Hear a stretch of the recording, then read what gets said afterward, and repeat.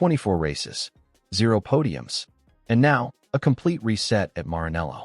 January 16th, Ferrari drops the announcement that changes everything. Lewis Hamilton, 7-time world champion, 105 race wins, 104 pole positions, is getting a new race engineer for 2026. Ricardo Adami? Gone. Pushed to the Ferrari Driver Academy after what can only be described as the most humiliating year of Hamilton's legendary career.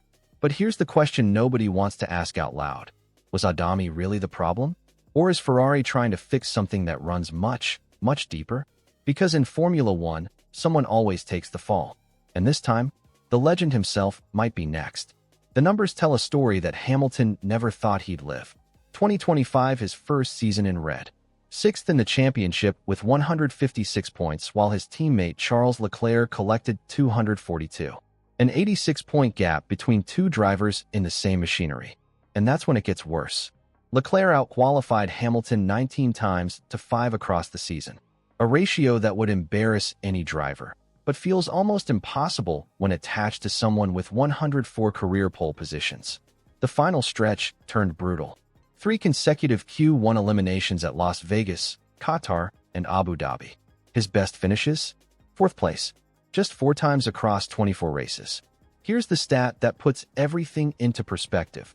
2025 marked the first season in Lewis Hamilton's entire Formula One career without a single Grand Prix podium.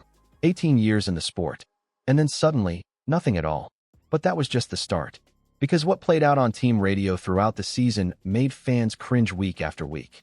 Australia brought the first crack, Hamilton's very first race weekend with Adami.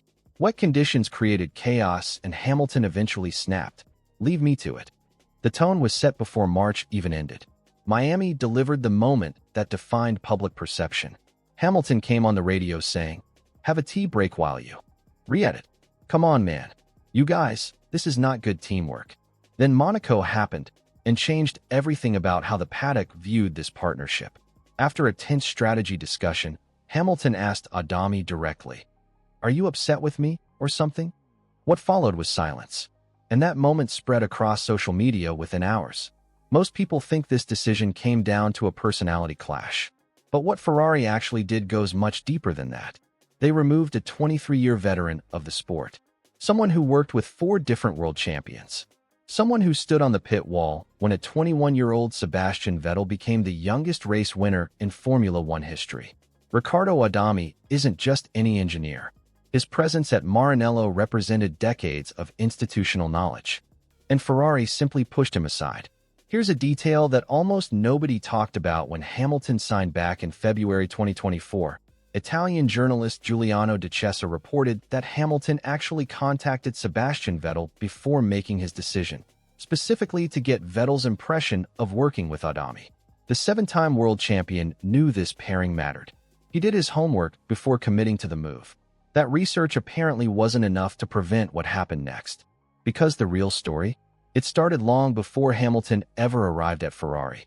Understanding why this partnership failed requires looking at what Hamilton walked away from at Mercedes. Peter Bonington served as Hamilton's race engineer for 12 consecutive years. Together, they won 6 world championships and 84 race victories, the most successful driver-engineer partnership in the entire history of Formula One. Phrases like, "It's hammer time," Lewis, and "Get in there, Lewis," became iconic moments that fans associated with championship glory. That bond, forged through hundreds of races and thousands of hours building trust that words alone cannot replicate. When Hamilton announced his Ferrari move, the immediate question became whether Bonington would follow him to Maranello. The answer came quickly, and it wasn't what Hamilton wanted to hear. A non-solicitation clause buried in Hamilton's Mercedes contract prevented him from recruiting colleagues to join him at Ferrari. Bonington stayed at Mercedes, got promoted to head of race engineering, now works with Kimi Antonelli, while Hamilton adjusts to life without his longtime partner.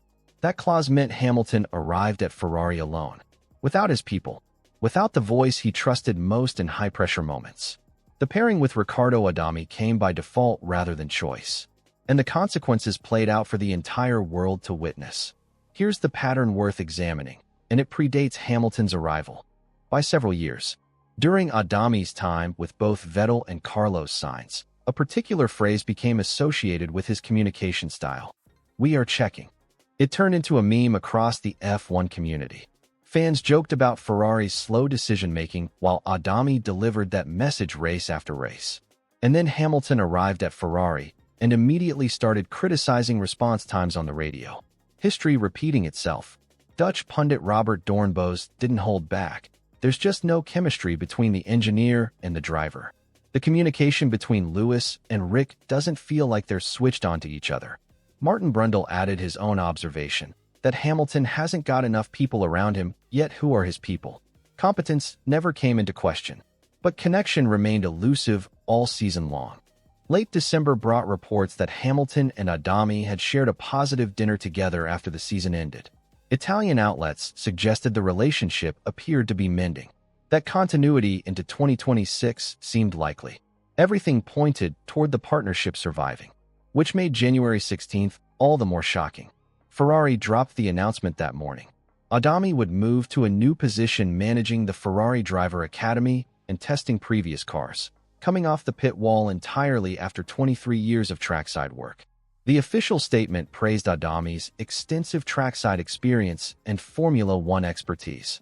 But make no mistake about what actually happened beneath those polished words. A veteran race engineer got pushed to the academy, and Hamilton's replacement hasn't even been confirmed yet. Scenario 1. Luca Della, Hamilton's performance engineer who followed him from Mercedes, gets promoted to race engineer. The familiarity Hamilton desperately needs finally arrives, and the 2026 regulations become his redemption story. Scenario 2. The new pairing struggles just like the last one. Hamilton finishes another season without podiums, and at 41 years old, the whispers about retirement become deafening. Scenario 3. Ferrari bent over backwards to accommodate their star driver. They removed every obstacle they could control. And when 2026 delivers disappointment anyway, there's nowhere left for Hamilton to hide. Because Planet F1 called this moment crunch time for Hamilton, writing that Ferrari moved aside a long-tenured and loyal servant of the Scuderia to try making things even more comfortable for him. What that really means.